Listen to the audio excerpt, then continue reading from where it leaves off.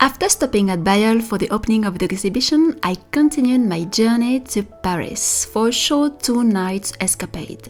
I wanted to time travel and look and hunt and find all the places related to the main characters of my paper time travel series. I have uploaded the first part of this series 2 months ago and the next parts are coming very soon. I wanted to discover the Paris of 1800 and 1810 during the Empire, and all the places you will see in part 2 and part 3, and to see what remained of them in 2021. So to see where our Marshal lived, where he worked, where he entertained, but also where Mademoiselle Virginie lived, where la Duchesse lived, and to discover Paris on their tracks.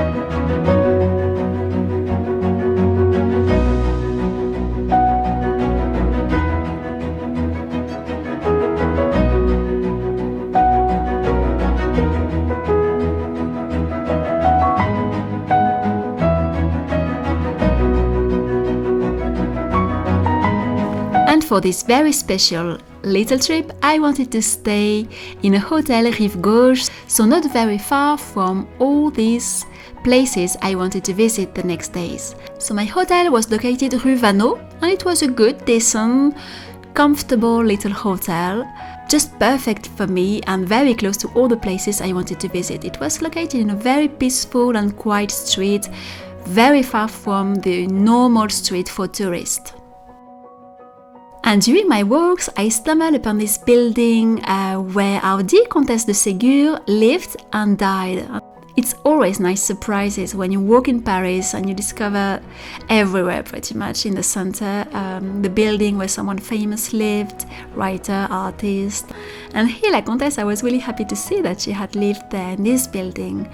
It's also in Saint-Germain-des-Prés. I think it was close to l'Église Sainte-Clotilde.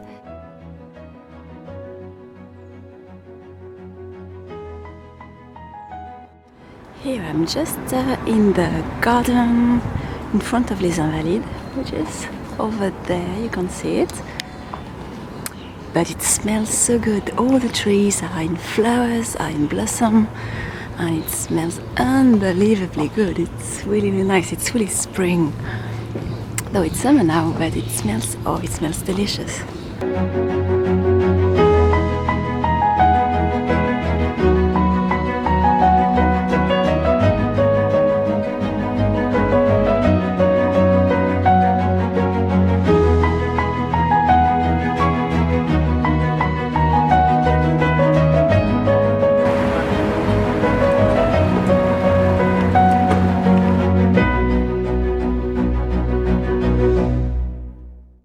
Sunday, I met and joined a friend who I met thanks to YouTube. I actually met quite many ladies and many friends thanks to YouTube in the flesh, not only in the digital world, but in the flesh, so in the real world.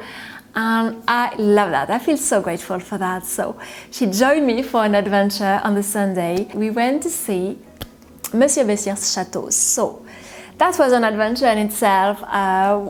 Well, it could have been worse, but it could have been really much better. I knew it would be difficult. It's not open to the public, it's not open to visitors, it's not open to tourists. So it didn't start very, very well. But I thought, let's go and let's see if we can see the castle from somewhere. So the reason is, in part 2, you're going to see a lot of his castle. There are many scenes which take place in his chateau that he adored.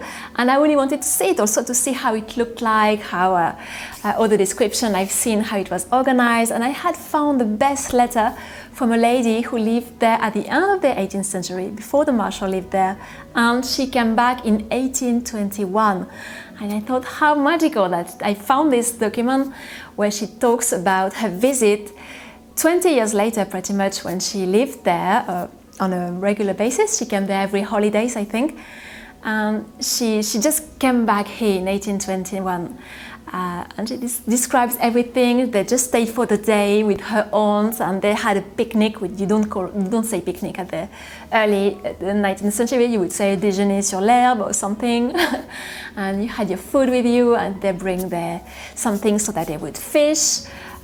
They would do some watercolor to capture the place with paper and painting, and I thought that's so magical. I was so excited about that because I thought I could compare her letter with what we could see.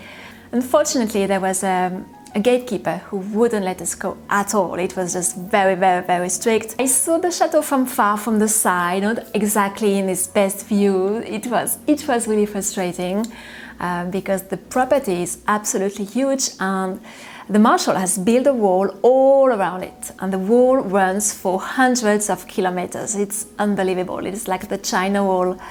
So we only found a place where the wall crumbled a little and we could have a view of the chateau, but it was not exactly the best. It was the best we could do. So it was an adventure. It was fun. At least I could have a little taste of it from very far.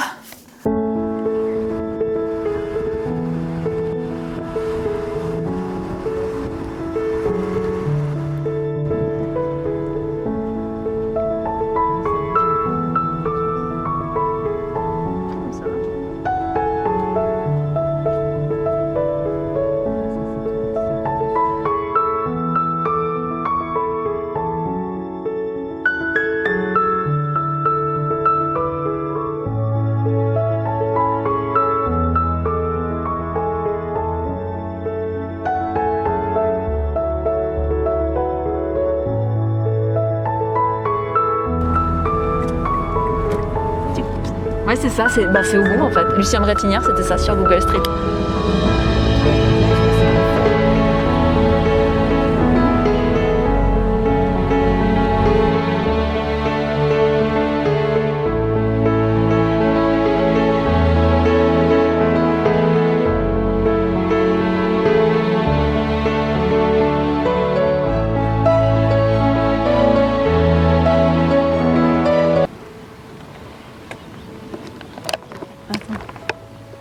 Ah ouais, génial. Mais là, je suis Génial, elle va top.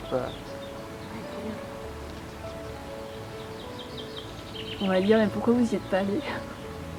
Vous avez filmé à 10 km. Bah ouais, mais bah, tu diras que c'est inaccessible.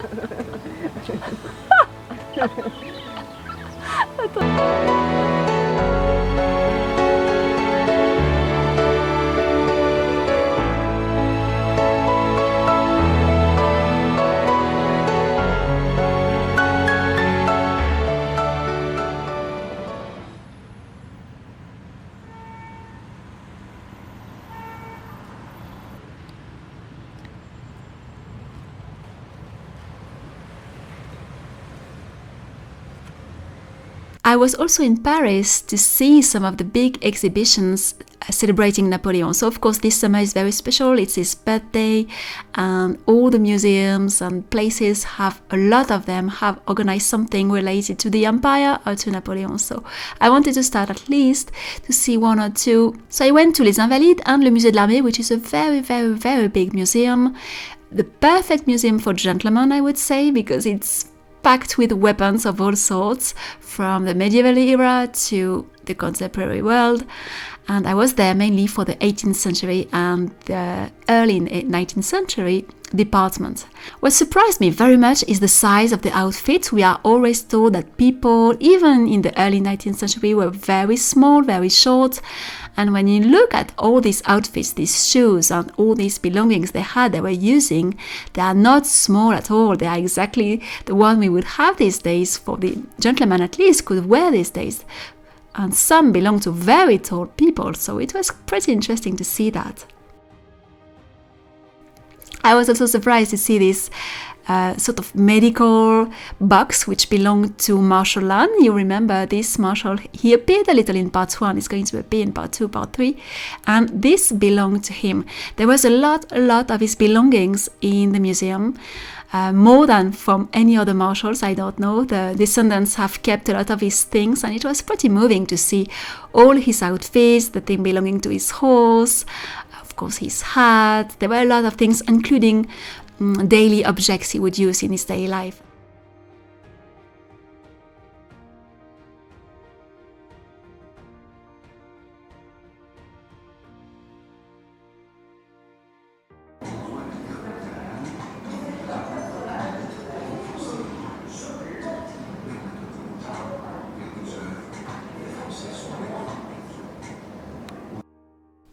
And these weapons, I just had to say something about those. I was really happy to see them. It's les pistolets de Versailles. So they belonged to Napoleon, and he had them at St. Helena, so at the end of his life. And he taught to Betsy Balcombe, who was this British teenager who was in St. Helena, he taught her how to shoot with those, with his pistolet de Versailles. And it's something she mentions and she talks in her memoirs, which I've read last year, I think, or 2 years ago, I'm not sure.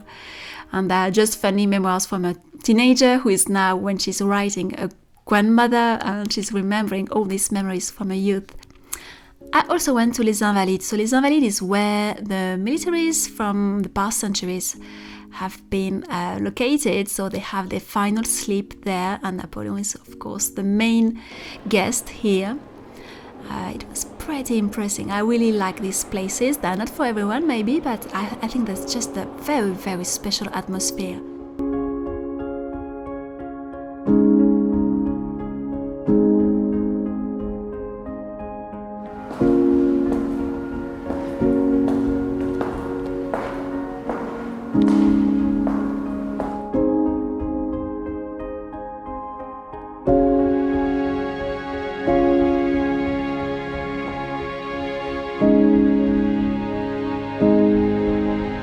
And I also liked the quotes.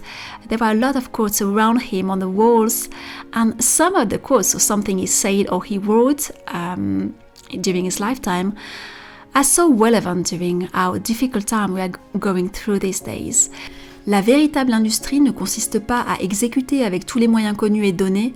L'art, le génie est d'accomplir en dépit des difficultés et de trouver par là peu ou point d'impossible.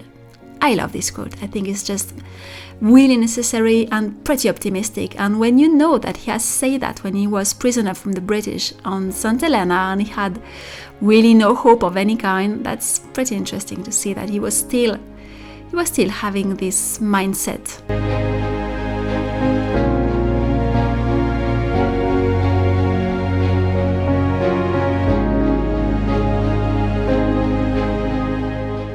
On my way back to the rail station, I had to stop at Sennelier. If you know me, you know I use a lot this brand just because it's high quality paints. They had a shop, a historical shop, where the brand started at the end of the 19th century. And the shop is still there, and you can still go and still buy your craft supplies. So it's pretty magical. It's Rive Gauche, as I spent most of my time there during this weekend.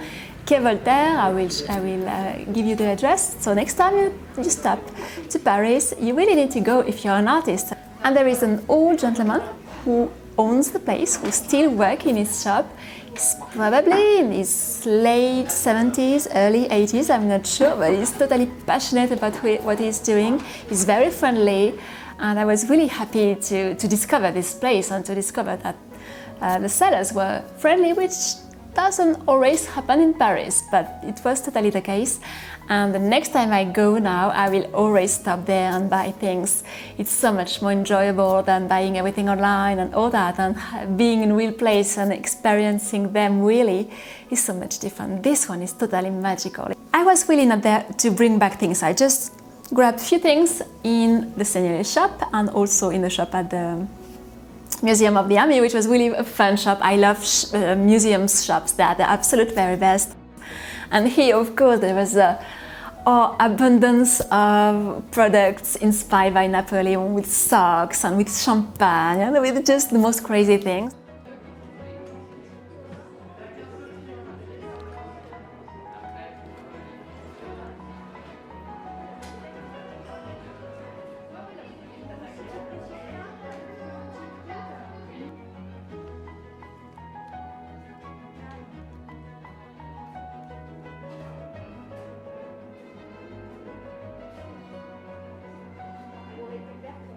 I only brought little, I like to have something little silly from this exhibition. I had to bring back a little key holder in plastic, really bad quality, but it was just fun. And I also bring back this soap by this brand, Rancé, which was the official provider, perfume provider for the imperial family.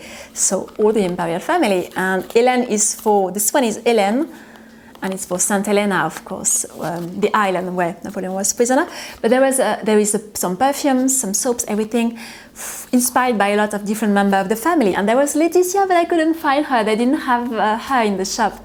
I wanted to smell it or to scent it before eventually buying it in the future. And I know it's available online, you can buy it, but I have a bit of some problems to buy perfumes totally blindly, so I was hoping they would have it, but they didn't have it. So they have, yes, Pauline, Laetitia, Hélène, Eugénie, Joséphine, Elise, so yes, many, and of course other for gentlemen too.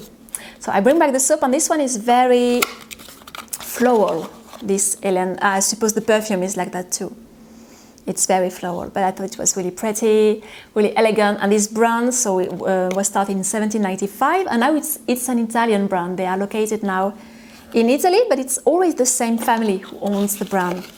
So they were started in France, and then they moved to Italy. So they are easy to find in Italy, this brand. And I also bring back this sketchbook. I like this sort of sketchbook too. I have another one which I draw, and I do a lot of sketches on it. Yes, I was happy to find it in the Sennelier Shop, and I wanted to bring back something from there. So I found this one, and I'm quite pleased. I like the texture, the paper, the old look of it. What a more glorious way to end my trip on my way back home to see this beautiful and magical rainbow.